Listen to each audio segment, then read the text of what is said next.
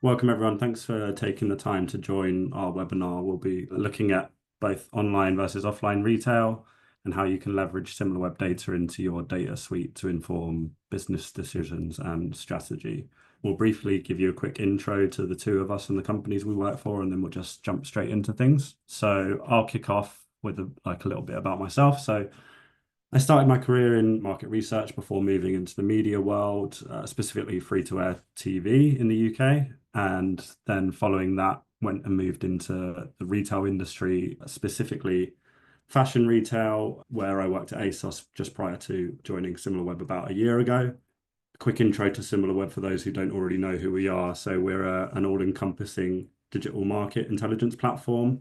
We provide tools for market research, audience analysis, website analysis, keyword and demand analysis, performance marketing, so things like SEO, PPC, display, and like many other things, all backed by like trillions of data points and signals that mean that we're a trusted provider to the world's leading companies. Stephen, I'll pass over to you briefly. Thank you. So I'm Stephen. I've been with Fusion since I graduated and been with Fusion through our evolution as we move from consulting and having each person working on their own thing to now, over the last few years, I've moved on to the back end side, focus really on modeling to do innovation and really bring us forward in how we integrate data sources together. So we specialize in data enrichment, so to facilitate better decision-making metric, better strategic metrics. Our role is really to look across the industry and see the best data sources that we can find for the questions our clients have, and try to not be picky about those sources, bring them together and curate for them the best perspective of their industry that we can form with all the data out there, including Similarweb is one that we use quite a lot for the digital space. So I'm going to dig into the question Daniel posed using Canada, where I'm based, as an example. So paraphrasing again, this question is asking if ecom is cannibalizing brick. Now, directly measuring cannibalization is really hard. So first, I want to think about the question behind the question. If we're coming from an ecom perspective, maybe even the perspective of an ecom pure play retailer, the interest isn't about the omni industry per se. We're more interested in what the omni industry tells us about ecom. So for this example, I'm going to assume that ultimately we want to understand if the ecom growth is coming from people spending more on beauty, which will look like industry growth, or if it's coming from people moving their spending from brick to ecom, which would be ecom penetration growth. This tells us something about who these people are and how to attract them. So what I'm going to dig into for the rest of this is to answer a modified question: is the beauty omni industry growing as fast as the ecom industry? So if we go to the next slide, I'm going to jump straight to the end and start there. So here we see blue line. This is the e-commerce revenue growth over the past couple of years. We see it growing at about 8% in Canada. And then we can see in brown brick and mortar revenue growth. It was a little bit higher, a little bit lower, but right now it's at about the same place. So we can see now very easily, once we have this data side by side, apples to apples, the brick industry and the e-com industry are growing at about the same rate, which means that the omni industry is growing as much as e-com. So this tells us that it suggests to us that e-com is benefiting from organic industry growth, which is increased consumption rather than cannibalizing brick.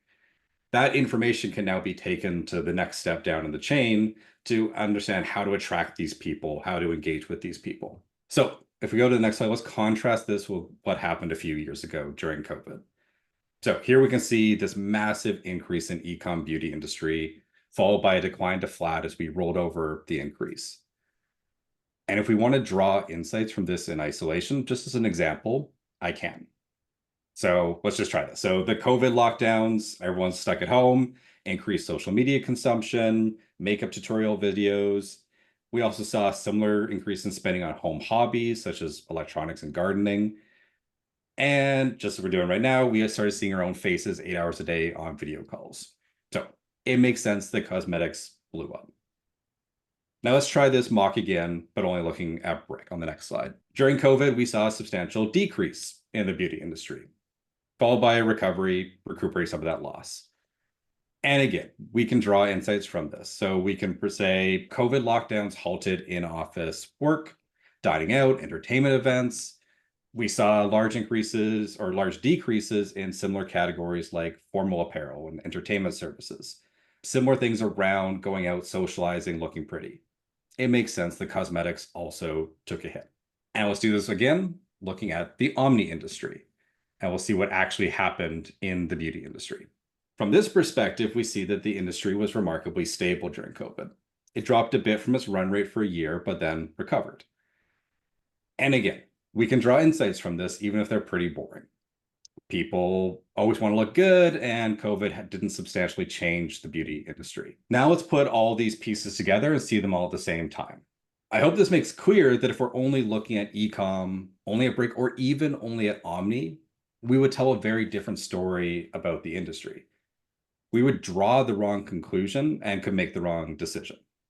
So the complete truth, as we start to see, is that COVID didn't have a large impact on how much consumers spent on beauty, but it had a huge impact on where they spent on beauty. Now, of course, COVID's an extreme example, easy to cherry pick from, but this is a problem data analysts face every day. If we only see part of the picture, we can badly misinterpret what's happening. And the big risk of data-driven decision-making is that we can feel very confident in our misinterpretations. Go into lecture mode for a bit. My best advice for avoiding this pitfall is to consider multiple data points when making a decision. This has the primary benefit of hedging our bets. Using multiple sources, we can better separate the signal from the noise. If a source breaks, if there's an error in it, we have other sources to fall back to and see that it's had a bit large change. But the other big benefit is this breaks you out of source blindness, the inclination to keep digging further into a single source and become blind to the parts of your business outside its perspective. The inclination to treat whatever's being measured as a thing that matters simply because it was measured.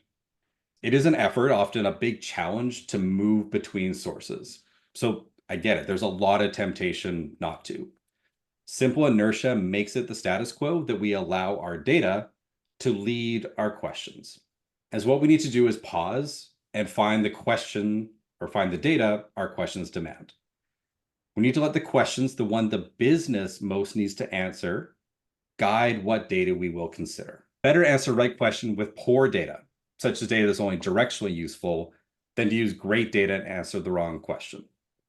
So if you think back to my COVID example, the extreme misinterpretations that I strawmanned, those were strawmans because they were rare, because everyone at that time was looking for more data.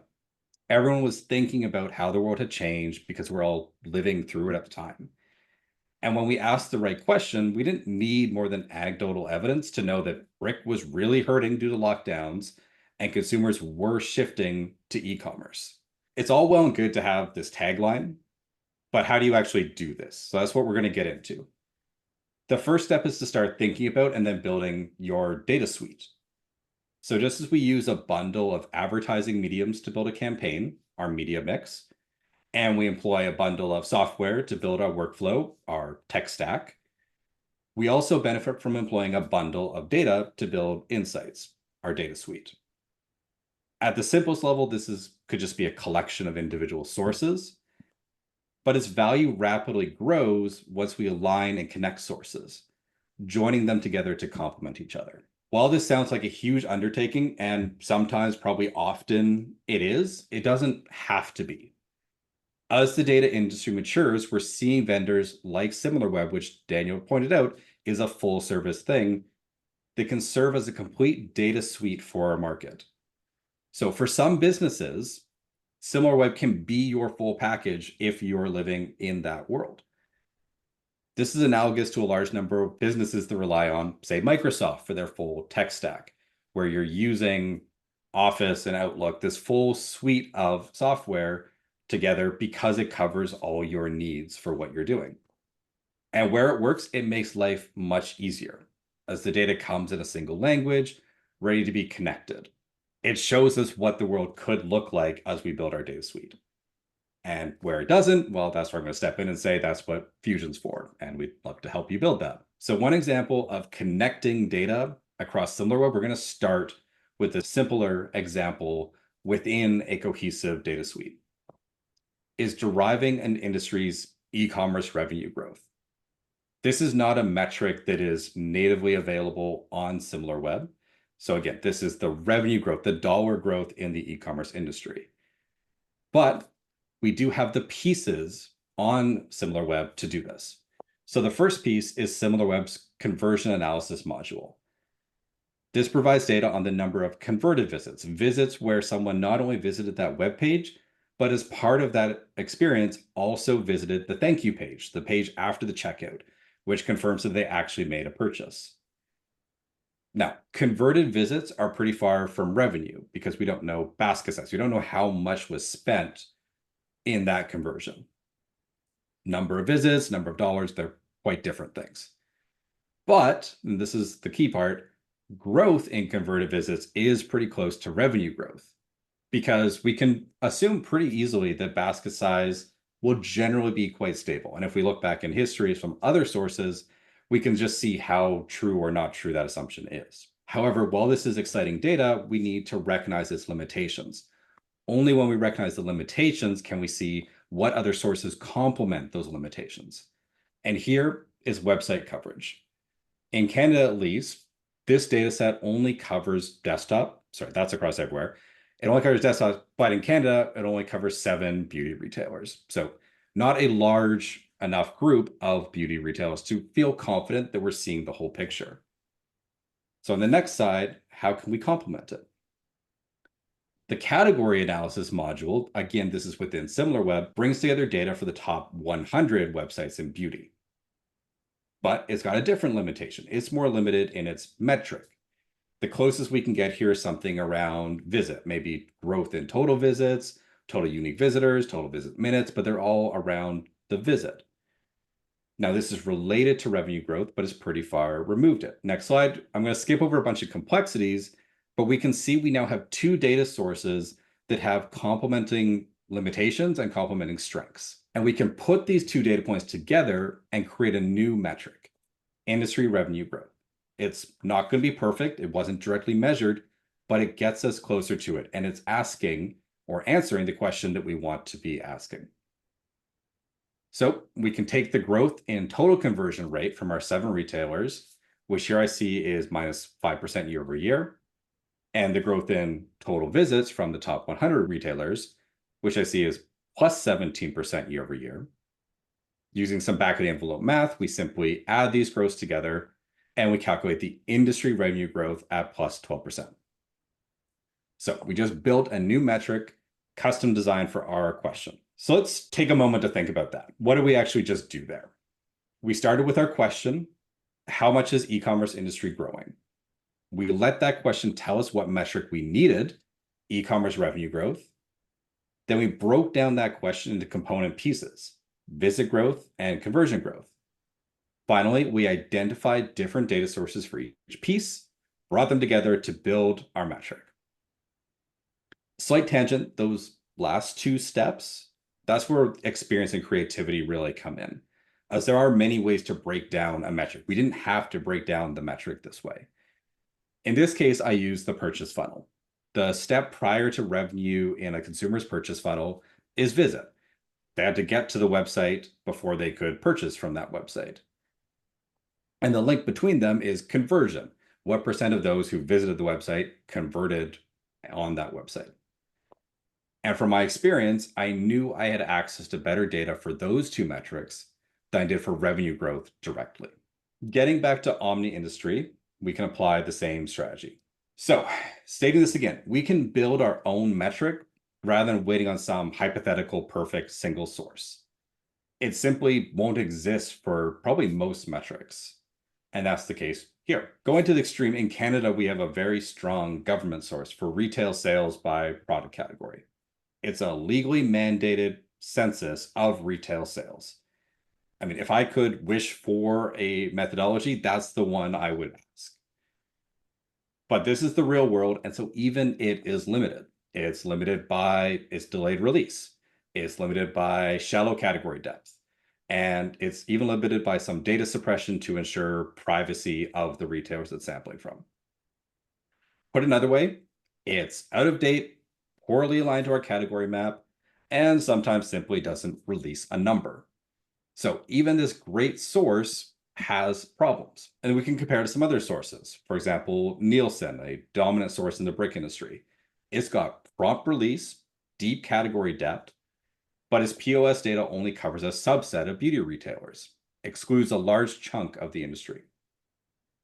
And we just talked about Similarweb, which has rapid release, census coverage of online retailers, but it doesn't have the category or metric depth that we really want for this metric. When I put it this way, I hope it becomes clear that this isn't about finding the best source. These sources are complementary. The challenge then is how to put them together. For today, I'm going to skip over setting up our data suite, which involves a lot of alignment, and continue to focus on how to use your data suite, assuming you have one set up. So, high level, we want to employ the same strategy. Break down Omni growth into more readily available metrics, find the best source for each component, and piece it back together to create a multi-source Omni metric. As I said previously, there's different ways to break down most metrics. For Omni growth, I'm going to break it down by channel. The Omni industry is the sum of the ecom and brick industries. That's fairly straightforward, which means that the Omni industry growth is the average of the ecom and brick growths, weighted by their channel penetration. To put an example to that formula, just because it's a formula and I'm speaking it, e-commerce used to be only about 1/4 the size of the brick beauty industry, which is why in the COVID example I showed at the beginning, e-com had to grow close to 80% to offset brick falling 20%. 0 was the weighted average of that 80% and 20% given e-com's relative size. The components we're looking for, sorry if we go back again, e-com revenue growth, we're going to start there, which we conveniently just calculated. Then brick revenue growth, which we can similarly find sources for. There's quite a few options to choose from, depending on which categories we're in. Finally, we're going to look for channel penetration. What percent of the industry is e-com versus brick? So we know how to weight those above two numbers. The interesting thing about this metric is that our timescale is quite different. For the first two, we need timely growth numbers. Growth is about the very short term. But here we can get away with a snapshot. Our needs are very different. We could do like a long roll percentage. So because except during like very volatile times like COVID, a number a year out of date will serve as just fine here because it's just giving us those relative weights. And it's not going to move a whole lot. Even if that industry grows 20%, it's still going to be approximately the same weight. So that means something like a consumer survey could be a good choice here, as we can aggregate many months of sample. The key thing I want you to notice is that we can do this entire process without ever knowing how big the beauty industry is.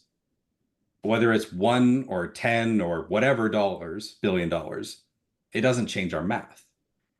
And that's great because getting those full coverage absolute sizes are some of the hardest metrics. So by breaking it down this way, we're able to find not just what's available, but much easier metrics to build our data source from, our metric from. Okay, last slide. So wrapping up, I want to quickly come back to the alignment step. The good news is that it doesn't have to be perfect. Each improvement in alignment makes your multi-source metrics incrementally better. The key is to avoid building metrics where perfect alignment is required.